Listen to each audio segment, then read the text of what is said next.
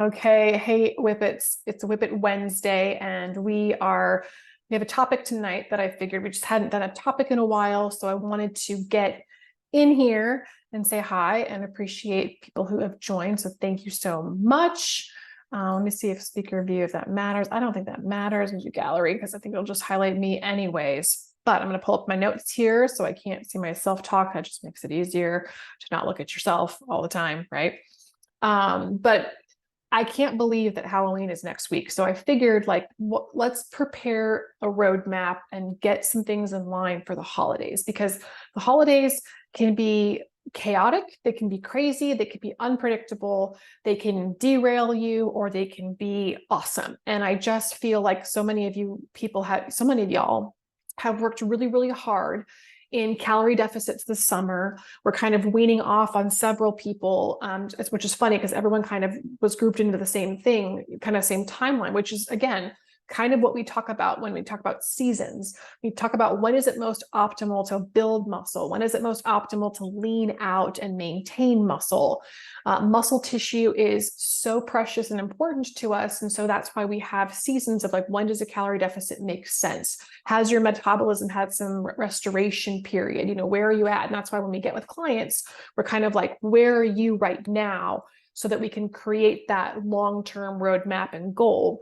And so many of you guys are going to obviously be in a calorie deficit at some point. So a lot of you are wrapping it up. So it's kind of like, how do we move into the holidays and not lose all of our progress? Because sometimes if you just stop doing all of the things that you've been doing to lose the weight, that's when we get into some trouble. That's when a little weight can come back on. Now, it's not necessarily the end of the world. We know that there's life stressors, but what do we do to kind of navigate the holidays? And I think a lot of this off of this list is not going to be necessarily earth-shattering. It'll either be a reminder, or it will reinforce messaging that you've already heard, or it'll be like, hey, oh my gosh, that's why I hired Amy and David to help me, because this is exactly what is keeping these goals in the forefront of my mind.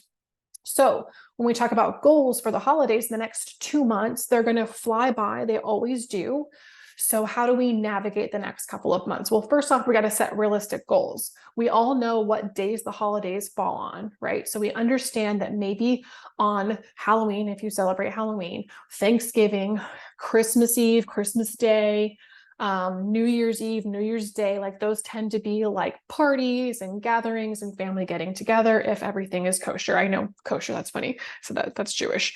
Every holiday that's celebrated in December, right? There's festivities of all kinds. There's alcohol, there's sugar. It's no wonder people get sick over the holidays, is because we just pound ourselves sometimes with crazy amounts of too much of everything. So really, it's just being realistic with your goals. It's not deterring too far away from what you've already been working towards. What is your routine? Can you keep your routine going? Do you have a morning routine? Do you have your normal schedule for work? Yes, maybe the kids might be out for a couple of those holidays too.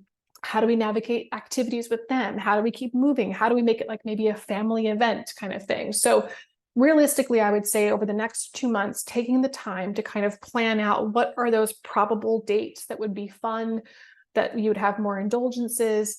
Where can I, if I've got some holiday travel, where can I fit some of my workouts in? If I go to a gym, maybe can I do some home workouts instead? Just kind of looking at the next 2 months, setting realistic goals that maybe this isn't the time to be in a calorie deficit. That's one reason why we've got a lot of you guys coming out of them, just for that purpose of being look, it's okay to take a break, a little bit of a diet break. And it's good to just nourish your body and fuel it up again, especially if there's some stress around the holidays, because we have to also think about the other side of holidays is they aren't always fun for everybody, right? Sometimes there is a loss that's happened in the family. Sometimes you've gone through stress, or sometimes holidays bring a bunch of stress and don't bring joy. So we have to recognize that that is something you're navigating too. So it's just different for everybody. The first tip there is setting goals. The next thing would be to plan ahead. That's never going to change. If you don't plan, you're going to fail. You know what they say, fail to plan, plan to fail, fail to plan. You know what I'm trying to say? It's kind of just giving yourself some kind of structure, just giving yourself some non-negotiables. This is what we talk about on check-ins too. It's kind of hey, when life is chaotic, what are those 1 to 3 things a day that you can do that still have a checkbox, still make you successful, still say, I accomplished that today. Because this repetition is what we're trying to build so that it becomes more natural, but there's still a level of effort and discipline being put into it. The number 3 would be, this is kind of like, hey, you guys let me know if this is something you want to do. We could do another challenge within our forum group.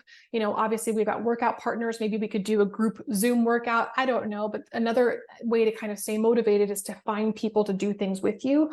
So that could be engaging the family in walks. It could be saying to a friend, like, hey, through the holidays, like maybe you and I can text each other when we work out, or finding an accountability partner. Of course, that's what we're here for too, to be an accountability partner. But sometimes you're kind of like, I don't know, maybe a coach can kind of come off as like a teacher or whatever. And you're like, I want some space for my teacher. But, obviously doing it with other people, or maybe if we want to do a challenge just to have something on the forefront of our minds, like a holiday challenge, let me know. We can figure out something and we can have some fun holiday prizes too. I kind of alluded to this already. Number 4 would be home workouts. Just because you can't get to the gym doesn't mean that you can't get a workout in, doesn't mean it can't be effective. Now, resistance training is always going to be the most bang for your buck. That is going to help you burn the most calories outside of your exercise. We always know that additional steps in walking is playing in our favor for overall activity and lifestyle. But if you're trying to hone in on, like, maybe your schedules are getting really kind of cramped, what's going to give you the most bang for your buck? And that's going to be your resistance training. So if hopefully you have at-home weights. If you've been working with us, most of you guys are doing at-home workouts, but don't let not being able to get to the gym be an excuse to miss your workouts. Try to figure out how you can fit them in.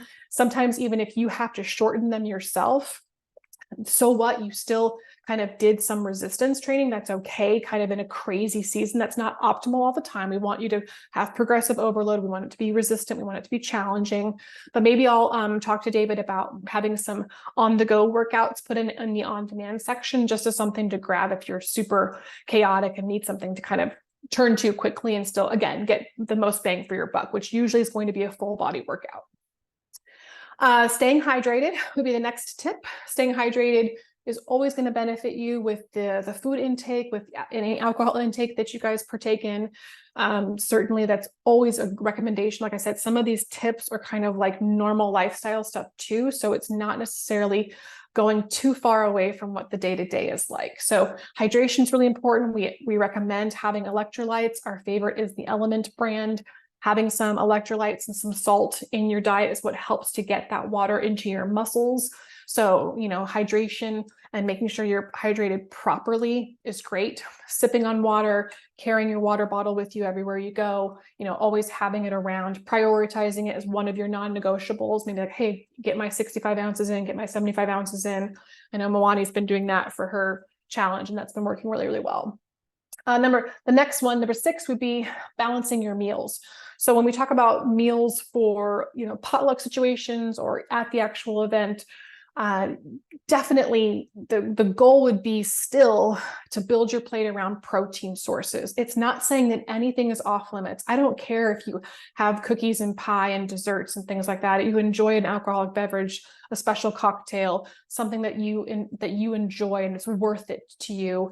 But if we're looking for a little balance, when you've got your plate built around protein, that means, hey, go ahead and have the roll, go ahead and have the dessert or whatever, but that protein is going to help balance out your macronutrients. We're trying to balance out macronutrients on a regular basis because that helps our body composition goals and that maintains muscle mass. If you go too long with just too much carbohydrates, your body is you're not going to have the same activity levels necessarily to burn all of that off. And then you're going to lose, that muscle is what we're really trying to protect in this time frame. And you'll find too, as you build your plate around protein, it regulates your appetite a little bit. So it helps you kind of control, which would be the next tip, is like practicing some portion control. It's like, take a little bit of it, eat a little bit slower, enjoy it, savor it a little bit more than just kind of scarfing it down. I know my brother is a very, very fast eater because he learned that in the Marines, right? Not uncommon for military. So the rules still apply. Even if you go to a buffet, like find the protein source, put that on there, eat that first, and then eat your sides and the rest of the stuff around it. And it's, again, I know that there are comfort foods around the holidays. I never think those should go off. I don't care if they're made with cheap processed foods. There's something that's nostalgic and enjoyable, and the stress of stressing about what you're eating is worse than actually enjoying it and not having any stress and just being relaxed about it. I mean, like, I'm going to have the green bean casserole, or I'm going to have the sweet potato pie, or whatever it is, pecan pie, pumpkin pie, turkey, all the things, right? That's kind of what we're building up to, or whatever your special meal is. Maybe everyone should share what their special holiday meal is.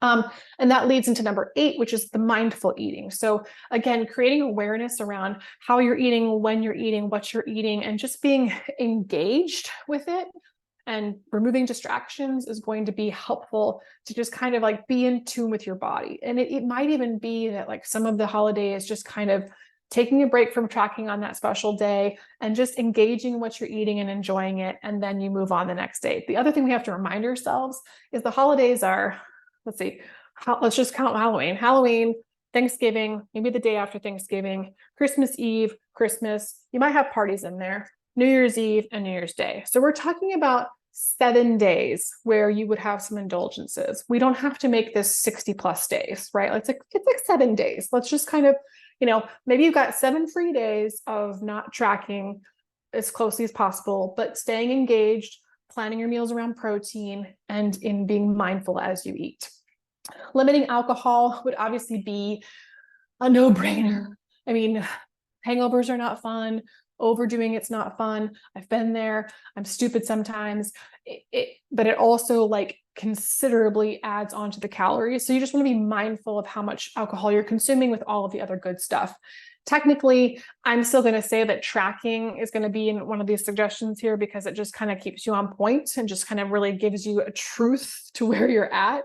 But again, limit alcohol, to a realistic level. I'll just leave it at that. There's a suggestion about healthy substitutions. I don't care about healthy substitutions. I'm not even going to put that on there because I don't, that's not fun to me. If it's fun to you to have a healthy substitution for something that you enjoy, like using Greek yogurt instead of sour cream or something like that. Like if you like a substitute or you like a keto version, for example, that's usually the most popular substitutes or keto desserts, which is great because it's like low insulin response, which is awesome. But sometimes healthy substitutions can be in higher fat and other things that might not be, like it might be lower sugar, but it's higher fat. So it's kind of one of those things where like, enjoy what you want to enjoy. You could consider the next tip is limiting sugar. Sugar is obviously going to just deplete your immune system. It's not the devil at all, but if you're going to have sugar, really make sure that you're training, getting some walking in, getting your protein in is part of your consumption. That's just going to help kind of level things out a little bit. It's going to spread it out, wisely. And that leads into the next tip, which is walking it off. I know I'm kind of speeding through these because I have 17 that I created, but taking walks after your meals helps with your blood sugar, helps with your digestion. Great idea. 10 minutes really quick. Like, maybe we make it a family event. Like, hey, after Thanksgiving, let's just walk around the block really quick. And I know that weather can impact the ability to do that, but hey, have some movement. Maybe that means that cleaning up in the kitchen is actually not a bad thing because you're getting some movement in. See tidying up or picking things up, putting things back as a way to get in some additional movement, make it kind of fun because I hate cleaning too. So, but that can be another way to get additional steps in and just kind of get the body going a little bit. Then sleep. Sleep is going to be important.